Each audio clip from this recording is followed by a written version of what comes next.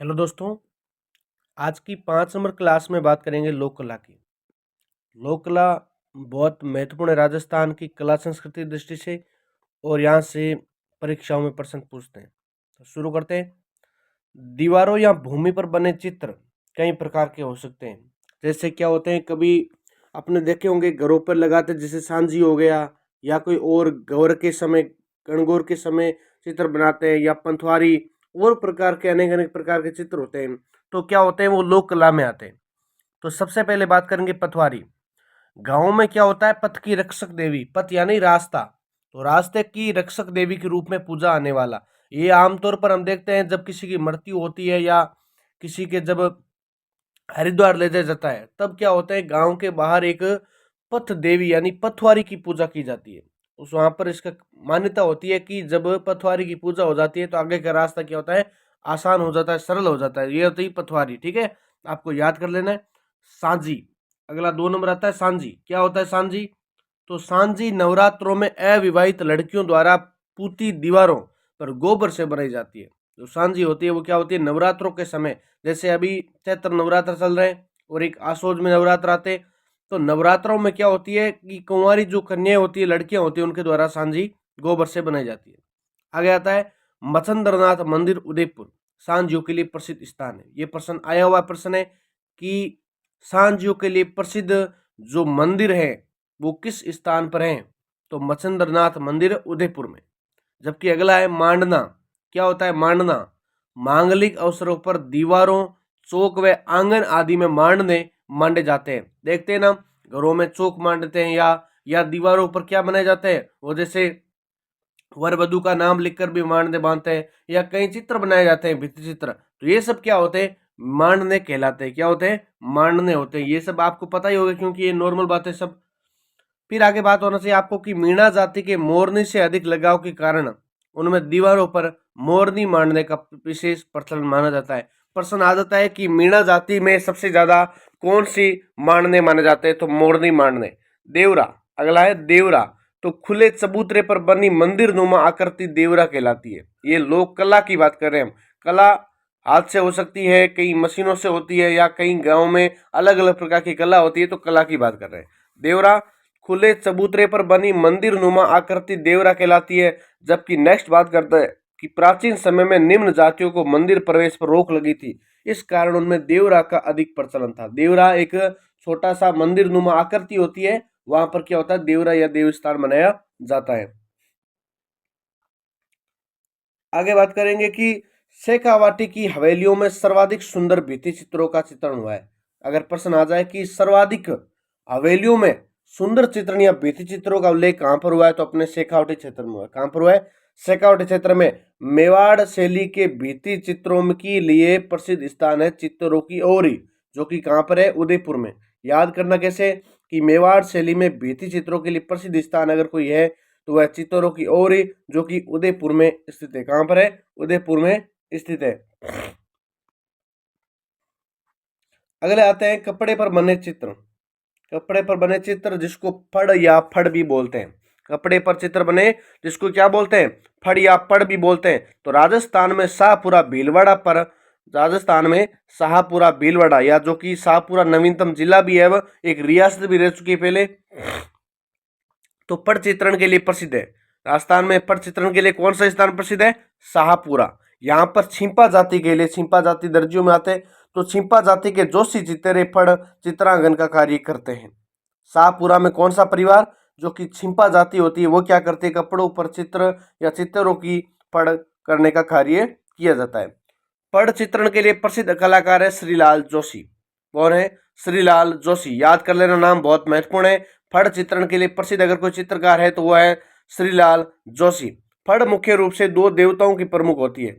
अगर राजस्थान में बात करते हैं कि फड़ किस देवताओं की प्रसिद्ध है, तो दो ही प्रमुख अपने देवता आते हैं, एक तो पाबूजी महाराज और एक देवनारायण जी। एक पाबूजी और एक देवनारायण जी।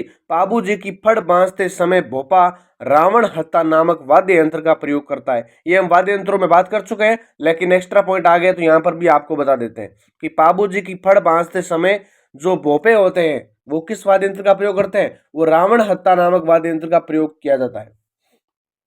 जबकि देवनारायण जी की फड़ पर भारत सरकार द्वारा डाक टिकट जारी किया जा चुका है। तो देवनारायण जी है, उनकी फड़ पर क्या पड़ है या फड़ एक ही बात है, फड़ पर भारत सरकार द्वारा डाक टिकट जारी किया जा चुका है, एकमात्र लोक देवता। नेक्स्ट बात करेंगे कि देवनारायण जी की फड़ को मुख्य रूप से गुर्जर जाति के भोपे बांधते हैं।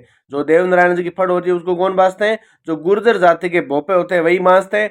जबकि देवनारायण जी की फड़ बांधते समय भोपा जंतर नामक वाद्य यंत्र का प्रयोग करता है। ये दोनों बात आपको ध्यान रखनी है कि जो देवनारायण जी है, एक तो गुर्जर जाति के भोपे बांधते हैं, जबकि जो भोपे होते हैं ना गुर्जर जाति के, वो जंतर नामक वाद्य यंत्र का प्रयोग करते हैं। जबकि पाबू जी में कौन सा वाद्य यंत्र होता है? तो होता है रावण हत्ता। कौन सा होता है? रावण हत्ता। दोनों अलग अलग है, वो रावण हत्ता, ये भोपा, ये जंतर वाद्य यंत्र का प्रयोग करते हैं। फिर आता है नेक्स्ट कि ये एक 20-25 मीटर लंबे कपड़े पर किसी लोक देवता की जीवन गाथा चित्रों के माध्यम से अंकित रहती है, जिसे भोपा चित्रों को देखकर उस जीवन गाथा को सुना सकता है। ये इसमें क्या होता है कि फड़ है या मान लो अपने बात कर रहे हैं, ये सब क्या होती है? तो ये वही होती है कि 20-25 मीटर एक लंबा कपड़ा होता है, उस पर क्या होता है, किसी लोक देवता की जीवन गाथा चित्रों के माध्यम से अंकित रहती है, लिखी हुई होती है। जिसे भोपा क्या करता है, उस चित्रों को देखकर ही उस फड़ का वाचन करता है और उसकी जीवन गाथाओं का वर्णन करता है। नेक्स्ट आती है पिछवाई। क्या होती है पिछवाई? पिछवाई की बात कर लेते हैं। पिछवाई का मतलब सीधा सा यही है कि ये एक अलंकृत कपड़ा होता है। अलंकृत मतलब सुसज्जित, सजा हुआ कपड़ा, जिसमें सोने के या चांदी के भी कुछ अंश लगे होते हैं, जिसमें मुख्य रूप से श्री कृष्ण जी की लीलाएं चित्रित रहती है। तो पिछवाई में ध्यान रखना यही आपको कि जो पिछवाई है उसमें श्री कृष्ण की लीलाएं चित्रित है, जिसको वल्लभ संप्रदाय में मूर्ति के पीछे लगाया जाता है। तो वल्लभ संप्रदाय के जो मंदिर है उसमें क्या होता है, जैसे नाथ द्वारा में, तो वल्लभ संप्रदाय के जो मंदिर होते हैं, भगवान कृष्ण के, राधा जी के, कोई भी अगर मंदिरों की बात करते हैं, उसके पीछे जो मंदिर के पीछे पर्दा लगा हुआ होता है वो क्या होता है? पिछवाई होता है। पिछवाइयों के लिए अगर प्रसिद्ध स्थान अगर आपको पूछ ले तो आपको ध्यान होना चाहिए नाथ द्वारा राजसमंद। कौन सा है? नाथ द्वारा राजसमंद पिछवाइयों के लिए सबसे महत्वपूर्ण प्रसिद्ध स्थान यही है। आगे पॉइंट आता है कि वातिक क्या है। तो कपड़े पर मोम की परत चढ़ाकर जो चित्रकारी की जाती है उसे वातिक कहते हैं। वातिक, दोबारा समझ लीजिए, कपड़े पर मोमबत्ती होती है ना, उसकी क्या करते हैं? परत चढ़ाते हैं। क्या चढ़ाते हैं? परत। जब उसके बाद परत चढ़ाने के बाद चित्रकारी करते हैं तो उसे ही वातिक कहा जाता है। समझ में आ गया होगा आपके। फिर बात करते हैं कागज पर बने चित्र। कपड़ों पर बात कर ली हमने, अब बात करेंगे अभी कागज पर बने चित्र। तो कागज पर सबसे पहले बात करते हैं पान्ने। क्या होता है पान्ने? तो कागज पर बने चित्र पान्ने कहलाते हैं। राजस्थान में विभिन्न देवी देवताओं, महापुरुषों के पाने प्रसिद्ध है। जैसे अपने दीपावली होती है, तो दीपावली में हम दीपावली के लक्ष्मी जी की पूजा करते हैं, उसमें भी क्या होता है? लक्ष्मी जी का पाना होता है। या शादी विवाह में देखते हैं अपने तो गणेश जी का या और भी कई प्रकार के देवी देवताओं का क्या होता है? पाने बनाए जाते हैं। तो देवी देवताओं के कोई प्रकार के अलग पाने आते हैं, यानी कपड़ों पर नहीं, यानी जो अपने होते हैं कागज, उस पर चित्र बने होते हैं या कुछ लिखा हुआ होता है, यही होते हैं पाने।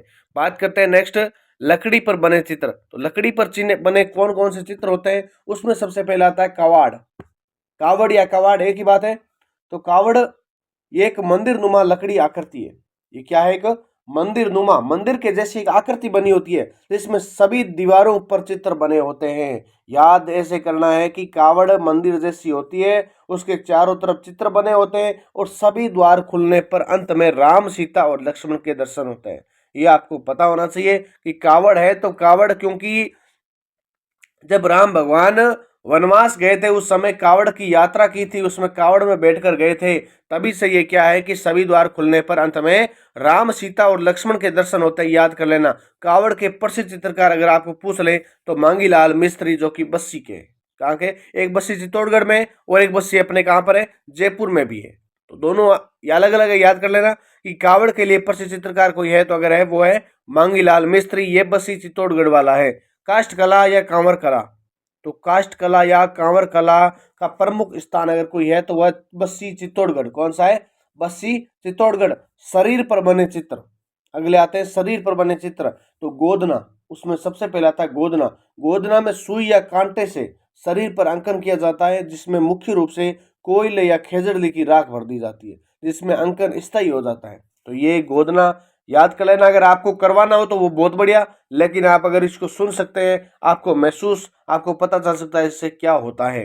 कहने का मतलब सुई से या कांटे से क्या होता है, शरीर पर कुछ अंकित कर देते हैं, चित्र बना देते हैं। उसके बाद में क्या होता है, मुख्य रूप से या तो कोयला या खेजड़ली की जो राख होती है उसमें भरते हैं। फिर उसका अंकन क्या होता है, स्थायी होता है, फिर वो कभी मिटता नहीं है। ये होता है गोदना। आदिवासियों में गोदना अंधविश्वास एवं सौंदर्य का प्रतीक है। ये लाइन याद कर लेना कि आदिवासियों में क्या होता है, गोदना है वो अंधविश्वास एवं सौंदर्य का प्रतीक है, यानी सुंदरता का प्रतीक माना जाता है। अगला आता है मराड़ी। मराठी क्या है, आदिवासियों में बनाए जाने वाले भित्ति चित्र। भित्ति मतलब दीवारों पर, तो आप भगवान भीत, तो मराठी है आदिवासियों में बनाए जाने वाले भित्ति चित्र। अगला आता है मोड़। मोड़ क्या है, तो मेड़ता सिटी नागौर में बनाए जाने वाले मिट्टी के बड़े बड़े मटके मोड़ कहलाते हैं। दोबारा देख लीजिए, मेड़ता सिटी नागौर में प्रश्न आ सकता है कि मोड़ कहाँ के प्रसिद्ध होते हैं, तो मोड़ मेड़ता सिटी नागौर के प्रसिद्ध होते हैं। मोड़ से आप क्या समझते हैं, तो मिट्टी के बड़े बड़े मटके होते हैं, उसे हम बोलते हैं मोड़। जबकि मराठी क्या है, आदिवासियों में बनाए जाने वाले भित्ति चित्र है मराठी। आदिवासियों में गोदना अंधविश्वास का प्रतीक माना जाता है। नेक्स्ट, तो इस वीडियो में हमने बात की थी राजस्थान की लोक कला। इसके बाद में वीडियो आएगा, उसके बाद में बात करेंगे अपने राजस्थान के प्रमुख क्या होंगे, तो उसकी बात आपको नेक्स्ट वीडियो में पता चल जाएगी। तो इस वीडियो को ज़्यादा से ज़्यादा शेयर करें, लाइक करें, ताकि सभी कमेंट और सभी के लिए बहुत महत्वपूर्ण हो सके। चतुश्रेणी, BSTC, REET mains, second grade सभी परीक्षाओं के लिए वीडियो बहुत महत्वपूर्ण है। कम समय में 12-13 मिनट में सारा टॉपिक क्लियर है, तो आप इसको अच्छे से देख लें। और अगर आप नोट्स बना सकते हैं या नोट्स जिसको चाहिए, तो आप टेलीग्राम पर मैसेज कर सकते हैं। जय हिंद, जय भारत।